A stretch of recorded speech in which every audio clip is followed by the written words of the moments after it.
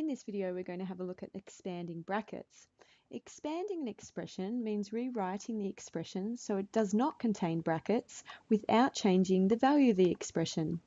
You may recall that the distributive law says that multiplying a number by a sum or a difference is the same as doing each multiplication separately. This holds for algebra. For example, 4 times bracket x plus 2.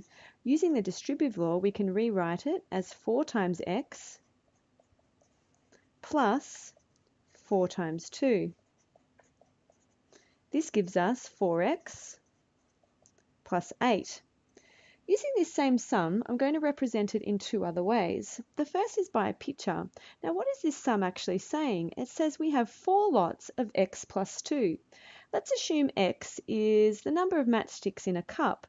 So we have 1 cup plus 2 extra, but we have this 4 times.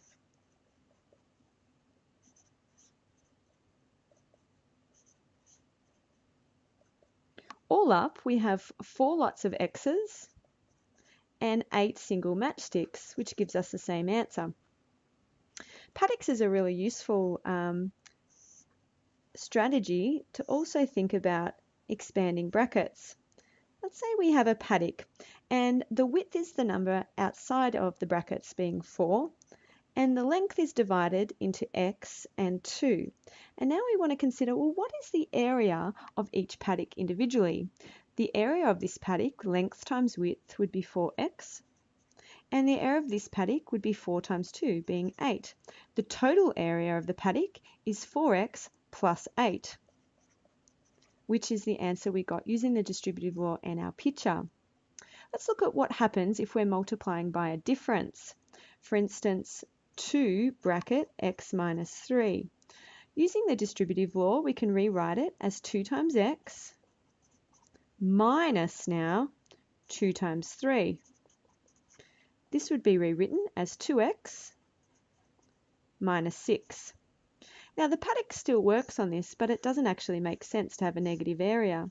The width would be 2, and then we'd have x minus 3. The area of this paddock would be 2 times x, being 2x. And the area of this paddock, well, it would be negative, but let's just go with it as a strategy. 2 times negative 3 would be negative 6, so we get 2x minus 6 total, which is what we got with the distributive law. Now some of these problems get quite complicated. For instance, we could have 3 things in the bracket. For instance, 6 bracket x plus y plus 7. Using the distributive law, we could rewrite it. 6 times x plus 6 times y plus 6 times 7.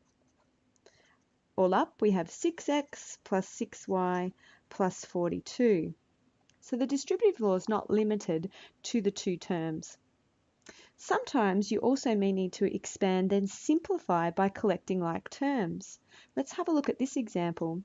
5 bracket 2a plus 4 plus 4a. So let's expand where the bracket is using the distributive law. 5 times 2a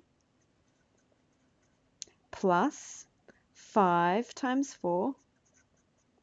But we've also got this 4a that's still part of the expression. We'll add that to the end.